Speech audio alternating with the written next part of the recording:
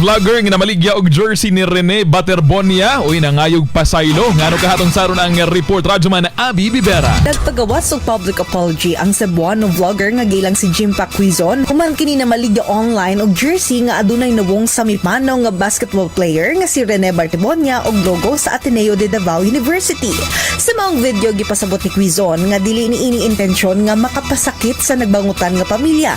Gani tumong unta niini nga makatabang kanila pinaagi sa halin sa pagbaligya sa maong jersey. Aminado ang vlogger nga sayop ang iyang nabuhat ug nangayo sab kini og pasaylo sa tulunghaan human niini gigamit ang logo sa maong jersey nga walay pagtugot kanila. Ning baguhay lang nagpagawas og advisory ang maong tulunghaan pagsupak sa pipila nga gabaligya og merchandise ug ubang fundraising materials gamit ang school logo ug ginapahimuslan ang trahedya nga nahitabo kang Rene. Sa maong statement gipasabot nga mapasalamaton ang universidad sa mga individual nga gapakita og suporta sa mga naapektuhan sa trahedya.